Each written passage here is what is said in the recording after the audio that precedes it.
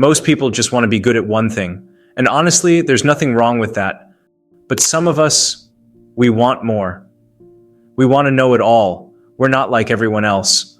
We're like Leonardo da Vinci, a man whose to-do lists didn't say buy groceries or clean the house, but things like get a human skull, measure the city of Milan.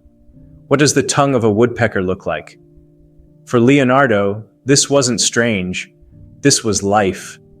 He filled over 7,200 pages of notebooks with questions, sketches, and experiments, a living testament to his relentless curiosity. And this, combined with his habits and mindset, is what made him history's ultimate polymath. Today, I'm going to share 14 steps to becoming a polymath like Leonardo da Vinci. Don't skip a single step. Grab a diary, take notes, because this video might just be the thing that will make you a genius like never. So, let's get into it. Leonardo da Vinci's genius didn't come from talent alone. It came from a relentless, almost childlike curiosity that refused to rest. He filled his notebooks with endless questions. Why people yawn, how birds take flight, what makes shadows blur at their edges. He wanted to know the texture of a crocodile's jaw, the movement of water in rivers, the structure of a fetus in the womb, and even the tongue of a woodpecker. Nothing was too trivial or too strange for his attention. This curiosity wasn't just a trait. It was a way of life, a daily discipline of wonder. He studied optics to paint light more realistically, anatomy to capture every muscle, and engineering to imagine machines centuries ahead of their time. He woke up each day not chasing wealth or recognition, but simply asking, what can I learn today? To live like Leonardo, curiosity must become a habit.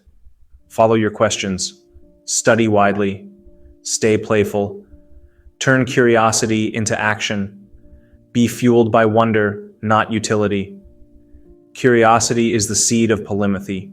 It's the force that turns ordinary observation into extraordinary insight. Like Leonardo, we can choose to live in a state of awe, where every object, every shadow, and every sound is a door to discovery. Leonardo da Vinci wasn't obsessed with utility, he was obsessed with understanding. He dissected cadavers to study the intricate mechanics of heart valves, not because it would make him rich or even because he needed to for a painting, but because he simply had to know. He climbed mountains and examined fossils to understand why seashells were embedded in rock at high altitudes. He filled thousands of notebook pages with sketches of flying machines that would never fly, and geometry puzzles that solved nothing practical. Yet it was this very curiosity, free of agenda, that expanded his mind beyond the limits of his time. Leonardo's life teaches us something profound. Not all learning should be transactional. Knowledge is not just a tool, it's a source of joy.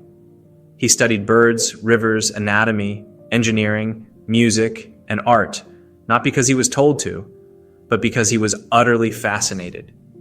It was this fascination that made him a polymath, weaving insights from seemingly unrelated subjects into revolutionary ideas. Leonardo da Vinci believed that true understanding begins not with the big picture, but with the smallest pieces. In his notebooks, he warned that a page cannot be understood in a single glance. You must read word by word, step by step. He applied this principle to everything he studied. A single muscle in the arm, the curve of a leaf, the shadow on a cheek. He wouldn't move on until he could sketch that single detail from memory. This obsessive focus on parts before the whole gave his art lifelike precision and his inventions unmatched depth. For Leonardo, details weren't boring. They were portals to mastery. The tilt of an eyebrow could reveal human emotion, and the angle of a feather could unlock the mystery of flight. He knew that rushing to see the whole without fully understanding each element would lead to shallow knowledge. That's why his notebooks, thousands of pages long, are filled with endless studies of small things: seeds, hands, water ripples, gears. If you want to think like him, slow down and train your eye to see the unseen. Break everything into parts. Repetition builds mastery. Diagram your thoughts. memorize and teach. In his early years, Leonardo da Vinci was not yet the legendary inventor or anatomist we know today. He was an entertainer. He designed stage sets, pageants, and theatrical performances that blended artistry with engineering. His shows featured roaring mechanical lions, angels suspended as if flying, and dragons spewing smoke.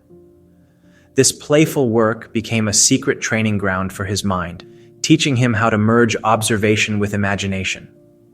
By conjuring entire worlds for the stage, Leonardo trained himself to see more than reality.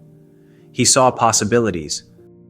That same habit of imaginative vision defined his later masterpieces. He didn't just study what was visible, he chased what was hidden, unknown, and yet to be discovered. Leonardo da Vinci was the ultimate deep diver of ideas. When something fascinated him, he didn't just scratch the surface. He tunneled down so far, he practically created new worlds. In one notebook, he attempted to square a circle not once or twice, but 169 times, filling page after page with sketches and calculations. In just 8 pages of his Codex Leicester, he documented 730 separate observations about water, and in another notebook, he compiled 67 different words to describe moving water. He obsessively measured every proportion of the human body, then did the same for horses, and even studied whirlpools and waves so carefully that his paintings of hair and rivers still feel alive today. His rabbit holes were playgrounds of discovery. Leonardo da Vinci was often criticized for being easily distracted, abandoning projects midway, or drifting into unrelated studies. Some lamented that this left the world poorer because of unfinished masterpieces. But that criticism misses the point. Leonardo's distractions weren't wasteful. They were fertile ground for genius. By letting his attention roam freely, he built a mind overflowing with unexpected connections. In the middle of painting The Last Supper, he might spend hours dissecting an ox's heart. While studying geometry, he'd suddenly switch to designing water lifts or sketching birds. These tangents gave his work a richness few could match. His so-called distractions were actually cross-pollination, a way to feed one project with the insights of another. To think like Leonardo, you need to embrace distraction strategically. See tangents as fuel, not failure. Let curiosity lead you wide, but return with purpose. Switch tasks to refresh your mind. Capture fleeting thoughts. Balance discipline with play.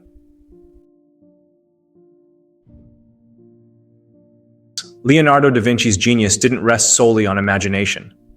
It was anchored in a relentless respect for reality.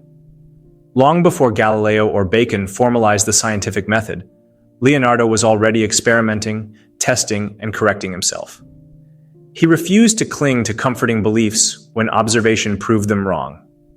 For example, he once thought the Earth's underground water flowed like blood in veins, but when his studies contradicted this, he abandoned the idea without hesitation.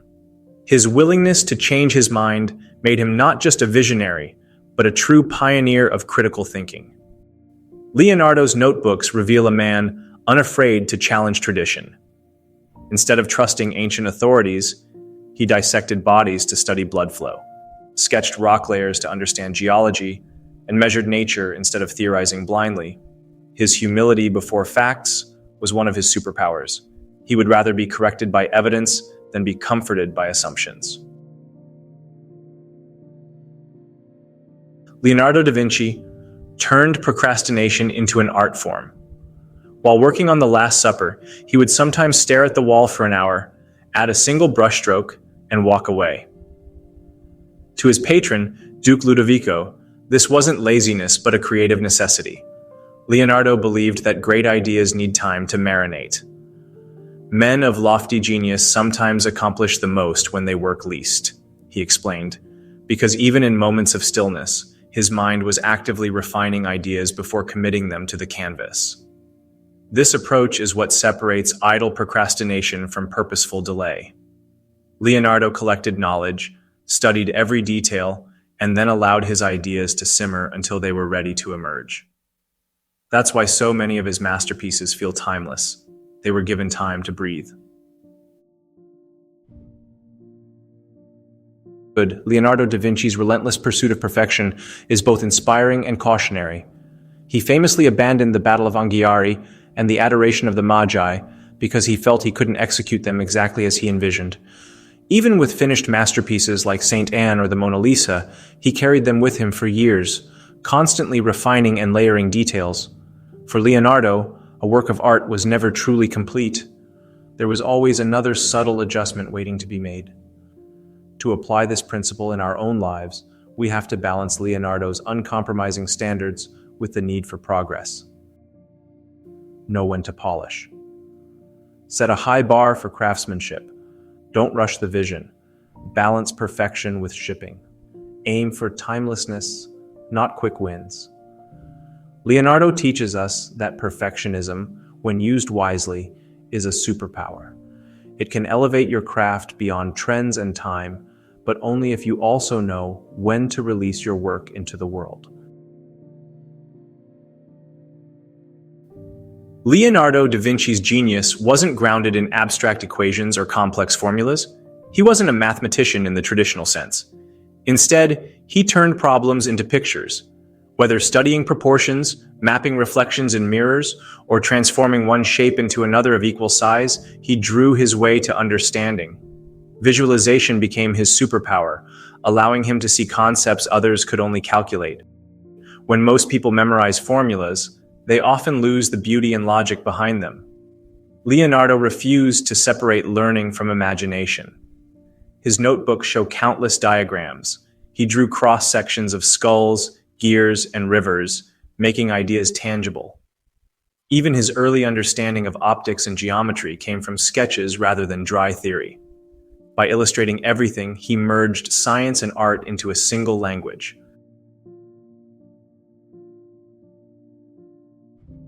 Leonardo da Vinci's notebooks are a testament to audacity of thought. He dreamed of flying machines centuries before planes, sketched diving suits before submarines, and designed war machines that looked like science fiction to his peers. He even attempted the mathematical impossible, trying to square a circle with just a ruler and compass. Many of these projects were never realized, but they weren't failures. They were training grounds for genius. By stretching beyond what was possible, Leonardo expanded his understanding of the world and paved the way for ideas far ahead of his time. Leonardo da Vinci was as much a dreamer as he was a scientist. His notebooks overflow with impossible machines: a massive crossbow, larger than a house, armored turtle-like tanks, flying contraptions powered by men, and designs for a perfectly planned city. These weren't failures. They were playgrounds for his imagination. He blurred the line between fantasy and science, and that freedom fueled breakthroughs.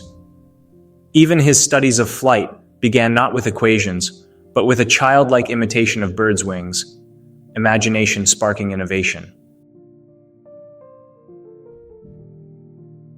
We love the image of the lone genius, isolated and struck by lightning bolts of brilliance. But Leonardo's life tells a different story. He flourished in collaboration. His early years in Verrocchio's studio were spent learning shoulder to shoulder with other painters and sculptors, sometimes on the very same canvases. Later, he ran his own studio like a Renaissance startup. Students executed parts of paintings while Leonardo added the final masterstrokes. His most meticulous anatomical sketches emerged from partnerships with medical experts like Marcantonio della Torre, and his theatrical designs thrived in creative teams at the Sforza court. Polymathy is not just mastery across fields, it's knowing when to invite others into your genius. Leonardo's curiosity was vast, but he kept it organized. His notebooks are full of lists that read like windows into his restless mind. Calculate the size of Milan's cathedral. Ask the Benedictine friar about hydraulics. These weren't mere reminders, they were a discipline of curiosity. Every thought, no matter how odd, was captured. to think like Leonardo. Keep a question journal. Break ideas into action steps.